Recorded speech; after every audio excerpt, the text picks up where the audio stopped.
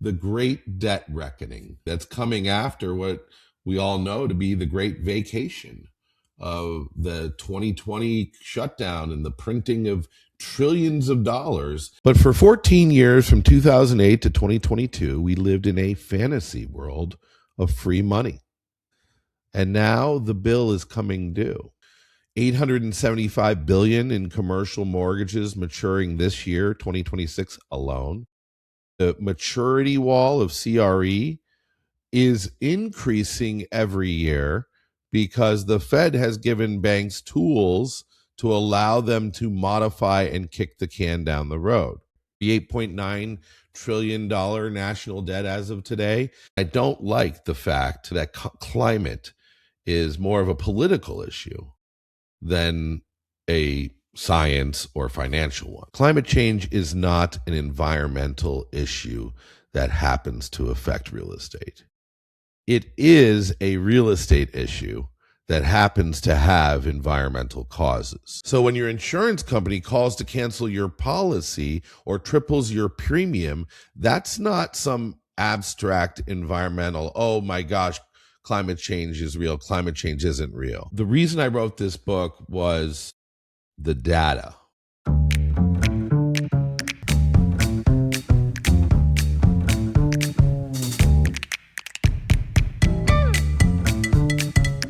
Welcome to the Debt Doctor podcast, where we deliver the definitive prescription for navigating distressed real estate debt.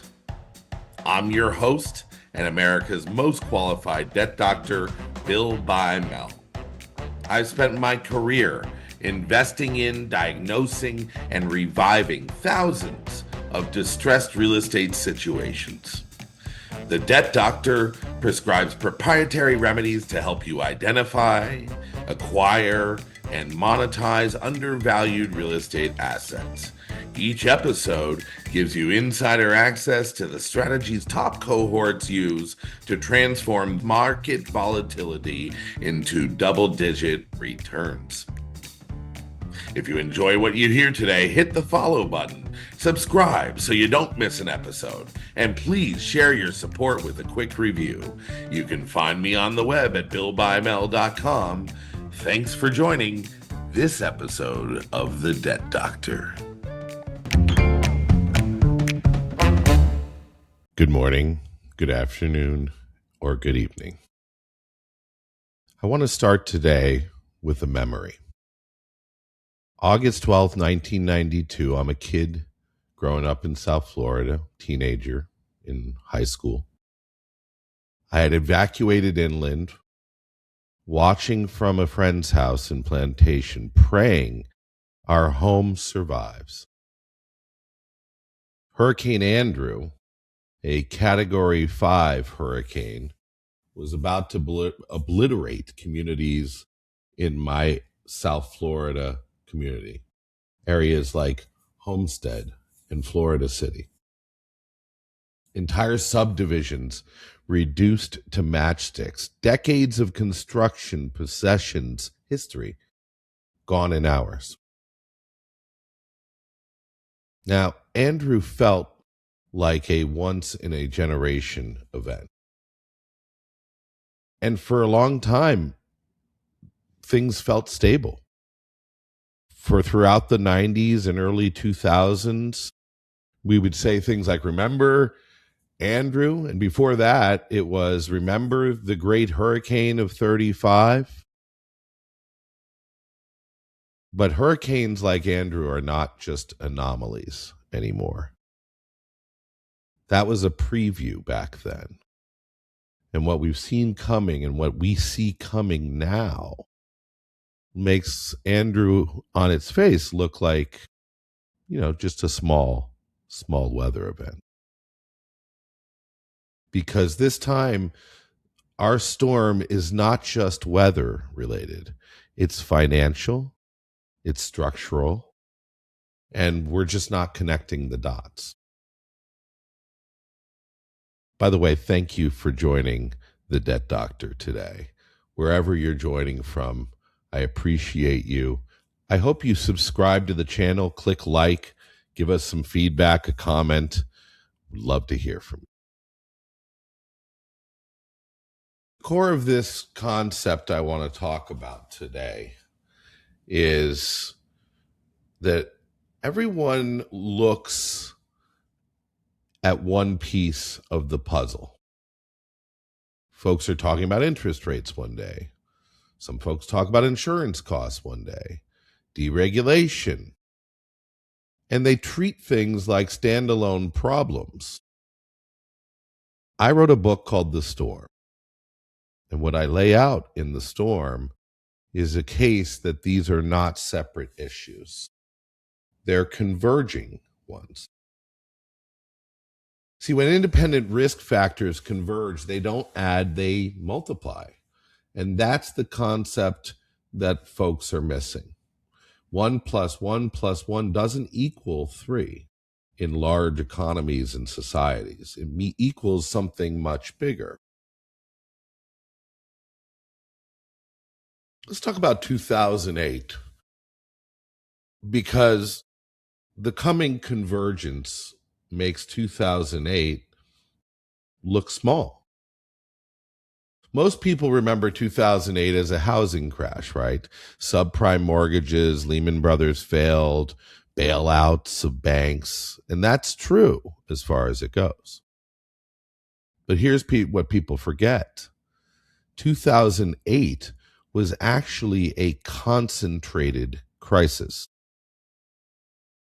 It was largely one asset class, residential mortgages, funneled through one mechanism, a securitizations. And the damage was all centered on a handful of institutions that were too big to fail. Now, in that case, the government was able to identify the problem, point at the bad actors, throw money at specific institutions. It was ugly. It was expensive, $700 billion in TARP alone, but it was targetable. You could draw a circle around the crisis and focus. After 2008, we've been on a 17, 18-year run of up markets, cheap capital. After 2008, the government created powerful tools, the Dodd-Frank, Volcker Rule, CFPB, stress testing requirements. These guardrails were created to prevent the next crisis, focused on residential mortgages. Now, they seem to have done a pretty good job, but that private money and that was chasing securitizations off on Wall Street in the private equity markets back in the early 2000s, that had to go somewhere. Where did it go? Went to private credit. And now we're seeing the steps of private credit are starting to crack. I did a episode here on the podcast in the fall of last year where I named Tricolor and the failure of those large private credit firms as a key canary in the coal mine to watch. And look what's happened since then. We've seen the stocks of big companies like Blue Owl deteriorate. We've seen redemptions at major private equity firms skyrocket, so much so that many private equity firms now are gating these redemptions. Cheap money. 14 years of near zero interest rates. You know what that did in the return from 2008? Well, especially in recent years, that cheap money papered over a lot of the problems, created a generation of bankers, loan officers, asset managers, lenders who have literally never operated in a normal interest rate environment. Now, I talk about convergence. That's a lot about what the book, The Storm, is about. It's about the convergence of multiple factors. Insurance costs, uninsurability of real estate, the rising cost of capital and the fact that we won't see interest rates like that ever again, huge debt levels, both on the consumer level and on the governmental level, changing demographics. We all saw a major shift in the way we live and work after COVID 2020.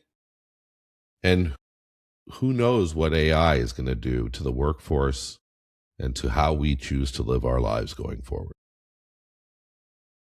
And these convergence points, we've seen some glimpses of what a convergence example is like before. The 1980s, the S&L crisis, over 1,000 savings and loans institutions failed before 1989. Cost taxpayers about $160 billion in those days. And that happened because of a combination of deregulation, rising interest rates, and speculative lending. Does that sound familiar? But even that was largely contained in one sector. It affected commercial real estate, and we saw a huge turnover. And by the way, it seemed like dark days. It seemed like a really bad storm back then, but it spawned the entire next generation of millionaires and billionaires because of the opportunities that a market cycle like that created. And that's something to keep in mind. A good storm clears out the dead brush and makes way for new opportunity. So let's just talk about what's different today.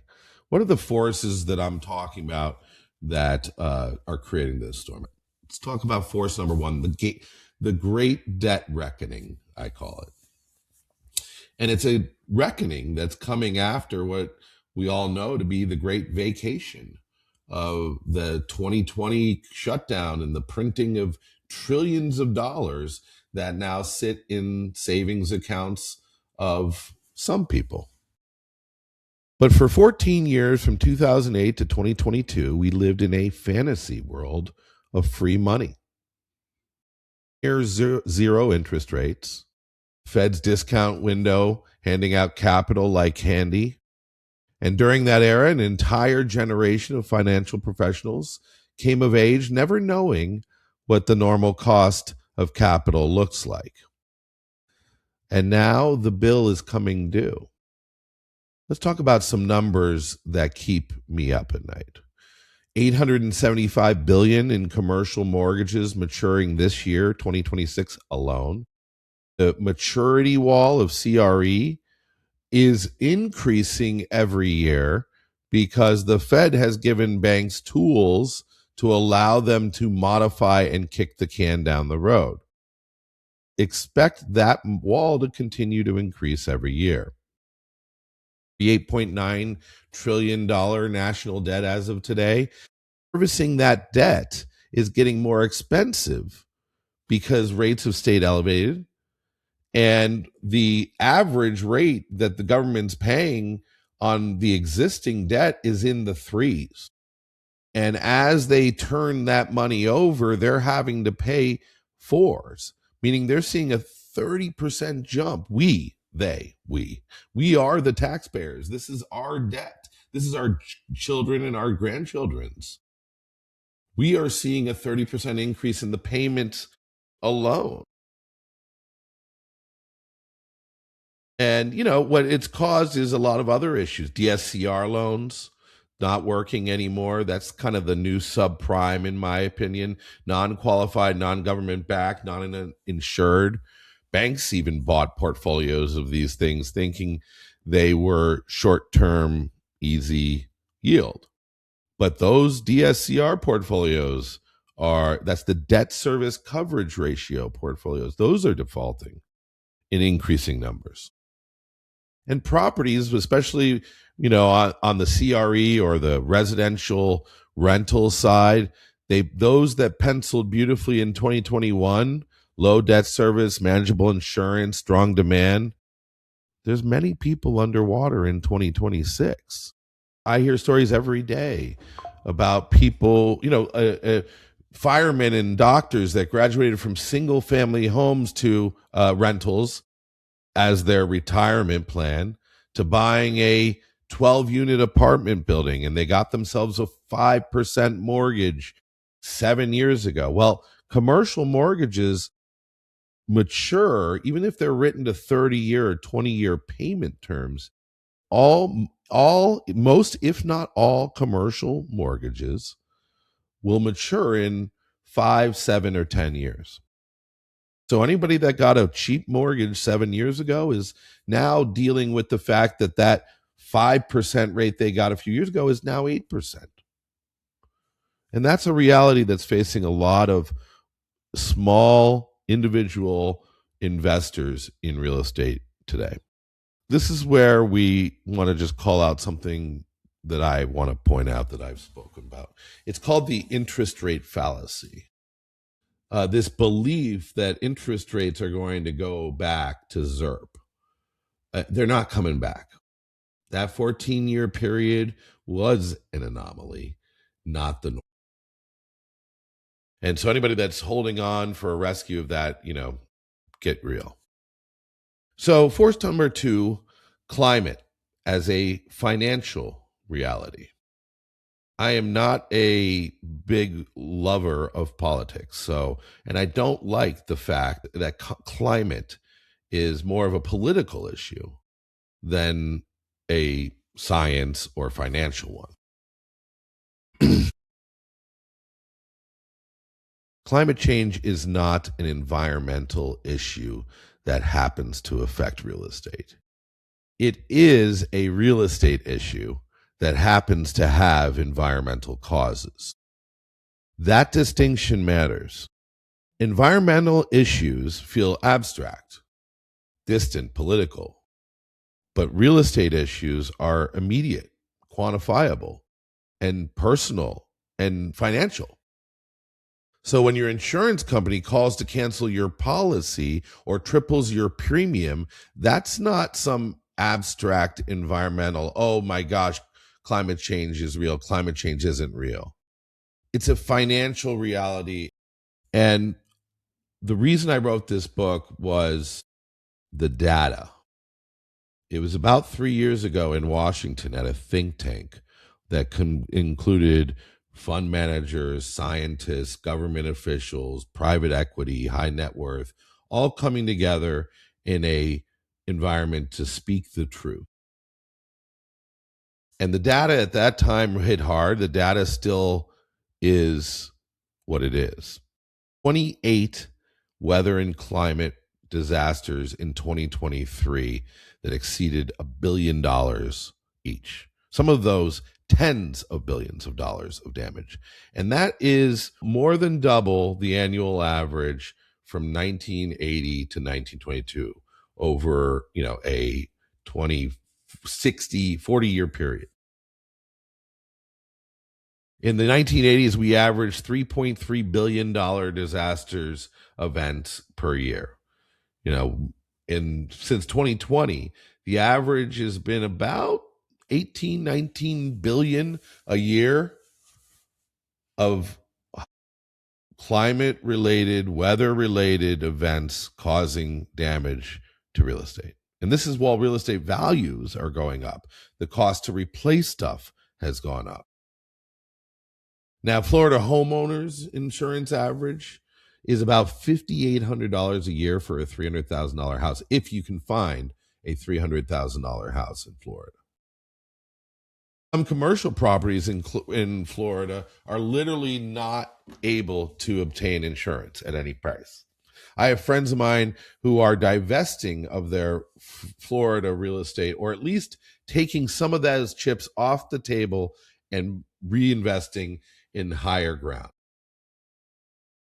12 plus insurance companies have failed or withdrawn from Florida in the last 4 years. State Farm, California's largest insurer, announced in 2023 it would stop accepting new homeowners insurance policies for the entire state, not just high-risk areas, the entire state. And then, of course, there's the Palisades fires, Pasadena fires in last year, 2025, $1 trillion of devastation. I can tell you when I first had a glimpse of the climate change thing was when I moved back to Florida in 2002. And I was gone for about a decade at that point. I drove by an old fishing spot. It was on the intercoastal, a seawall, where my friends and I would sit like pelicans and dangle our legs and fish for tarpon or mullet, whatever we could find. As kids in the 80s, there was always 3 or 4 feet between the top of that seawall and the water line, even at high tide. But by 2002, water was lapping at the top. In just over a decade, the effective water line had risen over 1 foot. And some properties where we played as kids were simply gone or pieces of it reclaimed by the sea. See, the water doesn't care about our politics.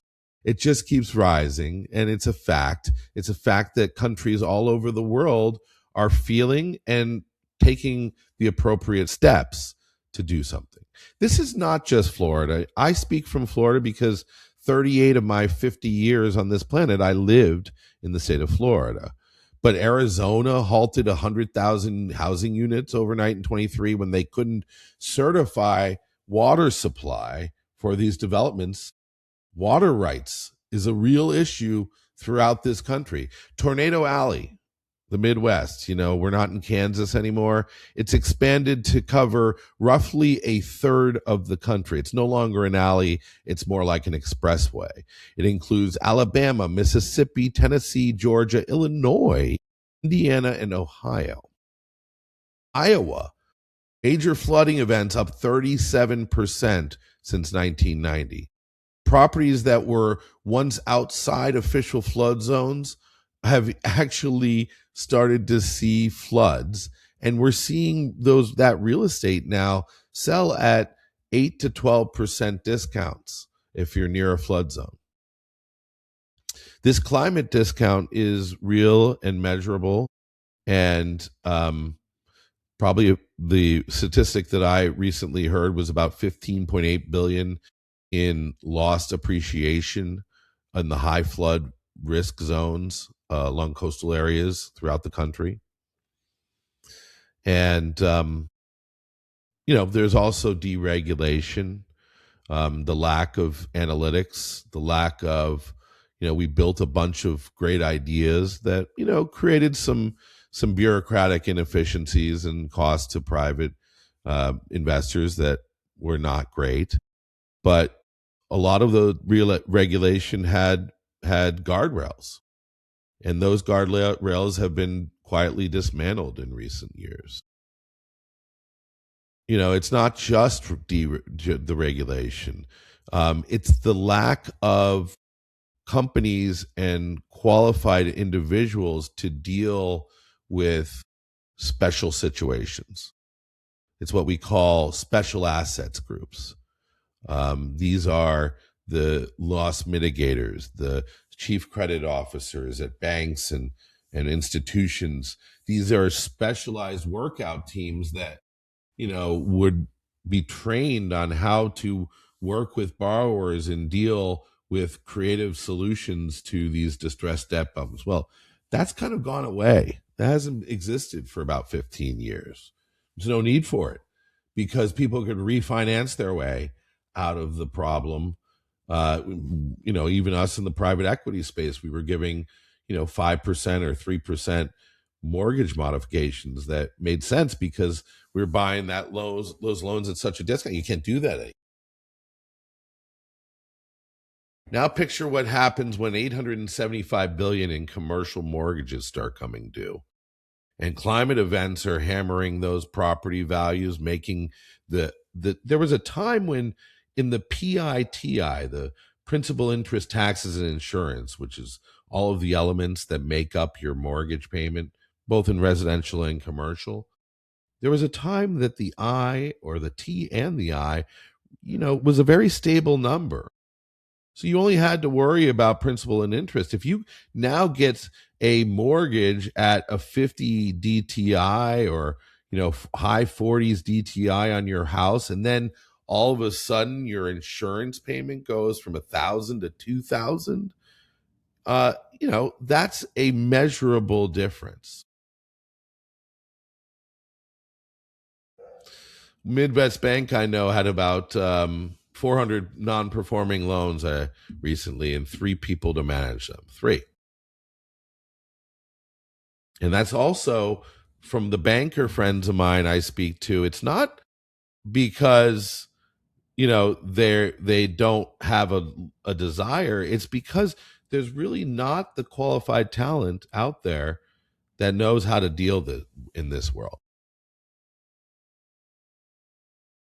So here's why convergence today is going to be bigger than 2008.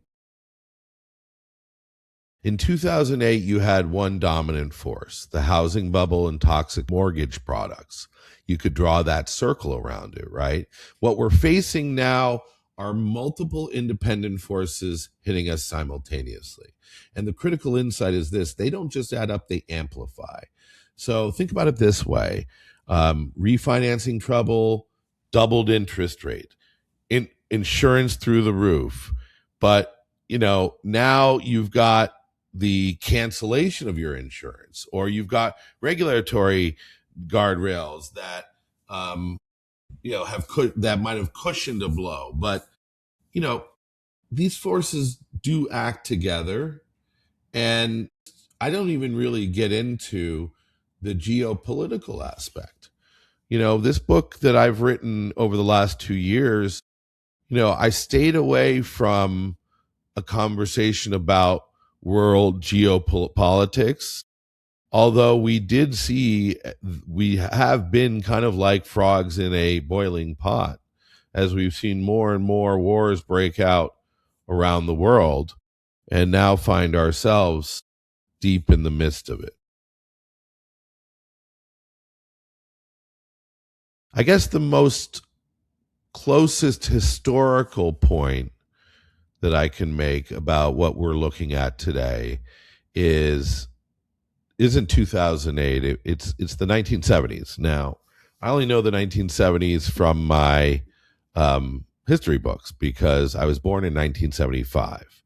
But I certainly was born in a time where this all was happening.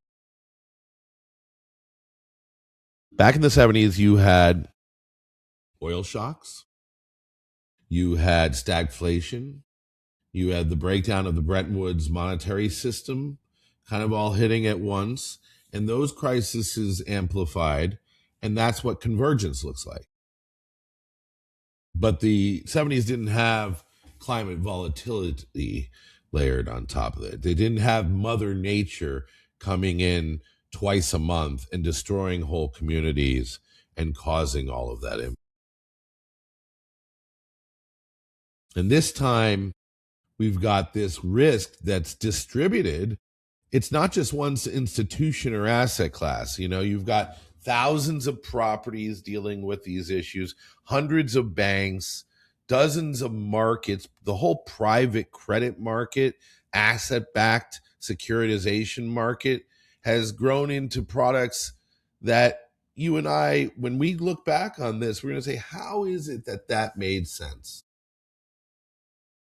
And then insurance systems. Insurance is a very interesting thing because the insurance companies control a significant amount of the capital that's out there in the world. And on the one hand, insurance companies are pulling out of markets, and they're still making profits every year, by the way. You can see in their actions how worried they are about taking losses. But what's also interesting is, on the other side, insurance companies are also investing in a lot of private credit, not all of which is actually backed by something tangible like real estate.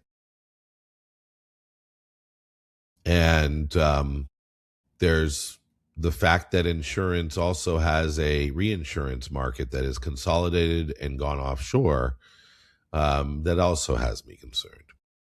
You can't tarp the insurance market. If we have a major disaster on the climate side, or God forbid, a war, and you combine that with maybe some interesting investment choices, insurance companies that look so strong and so powerful might be something to keep an eye on. So what do we do? Because here's the thing, convergence crises aren't problems you just solve. They're transitions you navigate. And that's actually where I think there's real reason for optimism. You know, throughout my career, the biggest opportunities emerged during these transitions.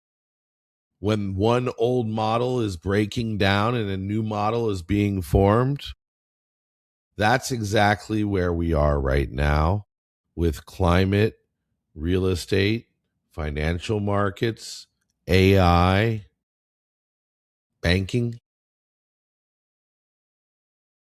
We've got a bunch of practical elements that we can talk about.